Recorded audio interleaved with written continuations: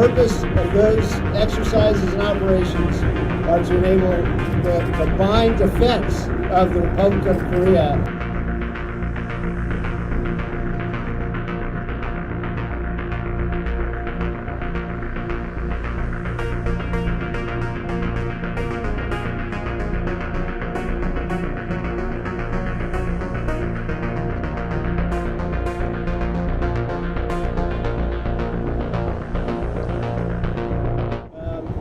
Whether we had any interaction with North Koreans, we had no interaction with any North Korean forces at any point during this exercise.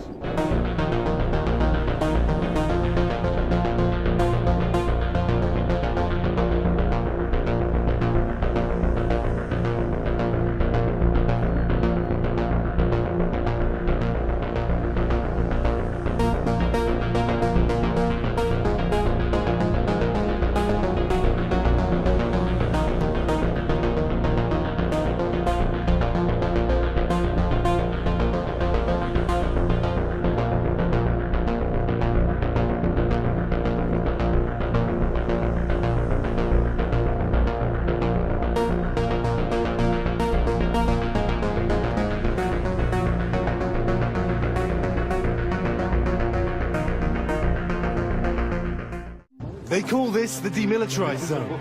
It is anything but. Every day, these North Korean troops stare down their American and South Korean counterparts. Both sides today on a hair trigger. That is the border between North and South. This side, socialism.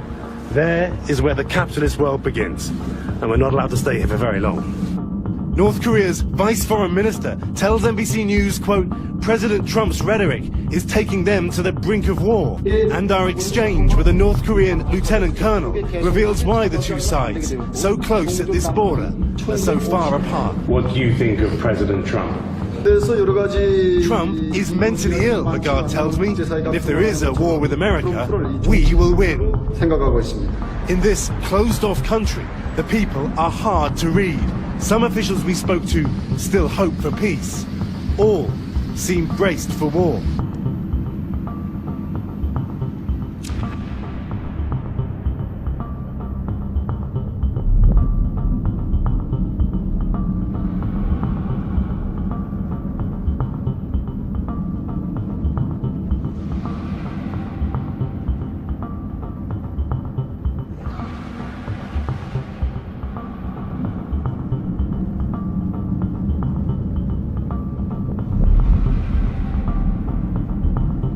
And a new survey shows a majority of Americans view North Korea as the most immediate security threats to the United States.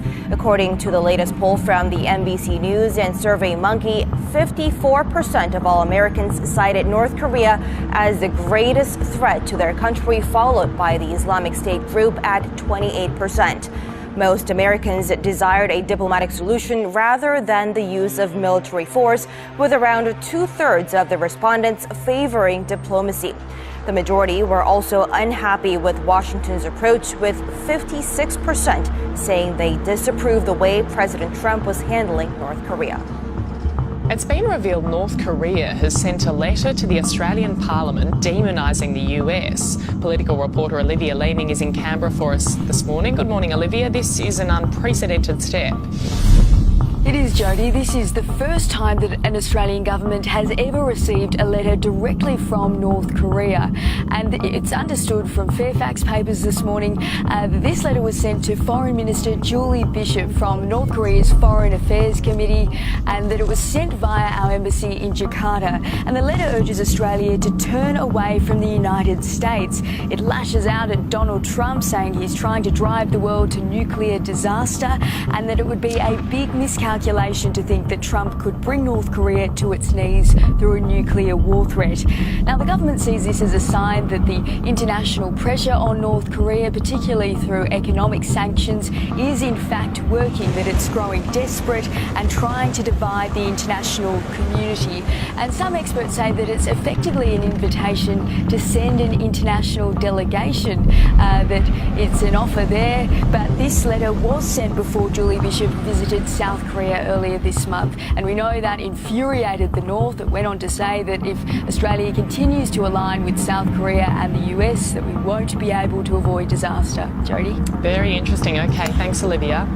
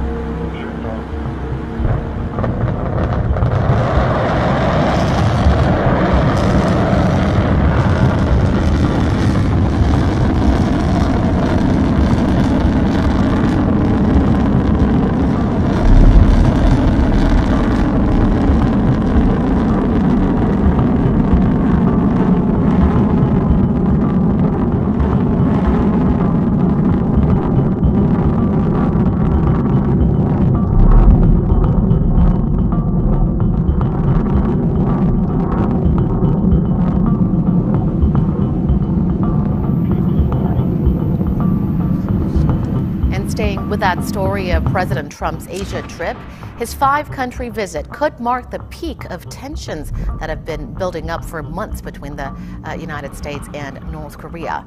Experts also say this is an opportunity for Trump to lay a firm groundwork of his foreign policy following mixed messages sent out by members of his cabinet.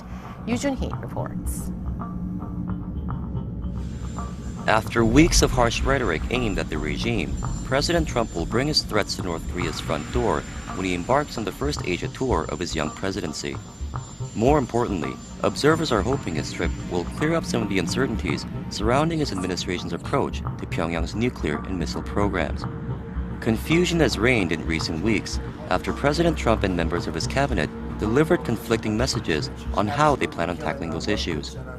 In addition to Washington's East Asian allies, Trump is hoping to strike a deal with Beijing for its cooperation in denuclearizing the Korean Peninsula when he meets with Chinese President Xi Jinping as part of his Asia tour. A close eye is being maintained on President Xi for any changes in his stance on North Korea, with China's Communist Party Congress set to renew his 5-year term as General Secretary later this week. Economic agendas will also be on the table, with President Trump likely to see concessions over the South Korea-US free trade deal, as well as his trade with China. He could also face challenging questions on why he pulled the US out of the 12-nation Trans-Pacific Partnership Agreement and how he plans on creating an alternative trade framework. These issues will likely come to the forefront when President Trump attends a pair of regional forums, namely the APEC Summit in Vietnam and the ASEAN Plus 3 meeting in the Philippines, to wrap up his week-long visit to Asia.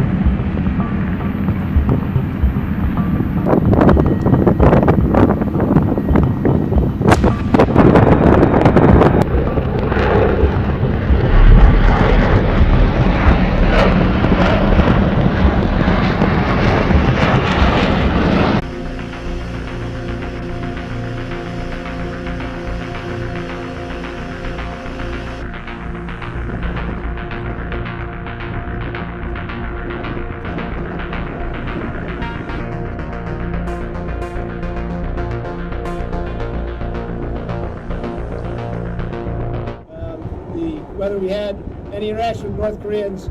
We had no interaction with any North Korean. And the purpose of those exercises and operations are to enable the combined defense of the Republic of Korea.